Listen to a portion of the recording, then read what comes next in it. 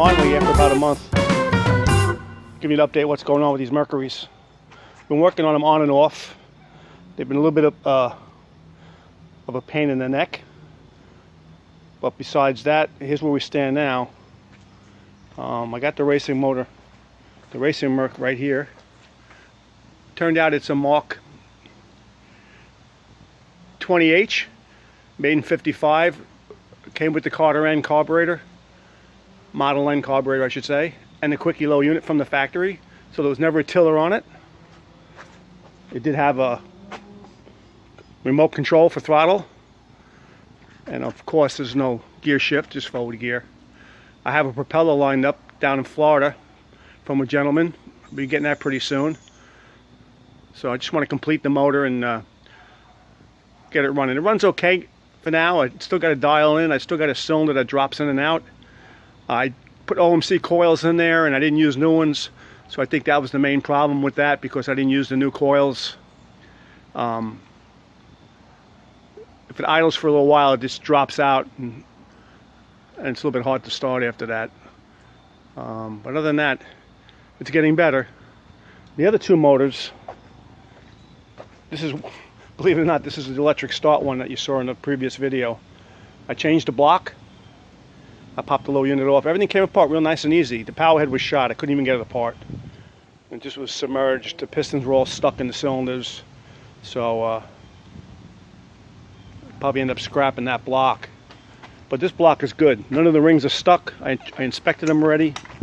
Turns, got compression. This is a seized parts motor. This was the 1955 16 horse Mark 20, which I took a lot of the parts off, carburetors, brackets, so forth. But the magnetos on these things is another thing I want to mention in this video. I know many people out there are familiar with them, but they are a nightmare to take on and off, especially the Phelan magnetos with the OMC type coils. There's all kinds of shims and brackets and underneath the flywheel magneto plate. It's really, if you don't know what you're doing, it's a pain in the neck. So it took me a while to get the hang of it, just to put the magneto on and off when I put the coils in the Mark 20 over here. But quite a learning experience. I haven't worked on Mercs in years, and probably after this I won't work on them for the rest of my life, because I just prefer the Everett & Johnsons. They're just so much easier to work on. As aggravating as they could be at times, you really have to be up on the Mercs, or just find yourself a really nice one that runs good from the get-go, because they're just very, very, very mechanical with linkage. Their engineering is very, very, very intricate. Adjustments everywhere on all the linkages for stops. It's just really, really, really involved, especially for a small 16 horsepower motor. Like this Merc 20H is a 16 horsepower motor. This 20H is also a 16 horsepower, but this one had the pressure tank. I think in 55 they came out with the fuel pumps and no more pressure tanks. The Mark 25E here, the electric start version, I have the electric starter over here. I'm rebuilding it currently. I just primed the pieces, cleaned up the armature on a lathe. It was pretty bad. I hope it works. I even had to make a brush holder. One of the brush holders, I'm already starting to rust.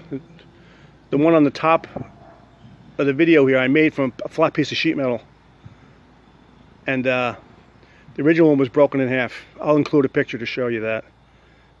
I'm just gonna hope the starter works. It should. But that's just an update on what I've been doing with these motors.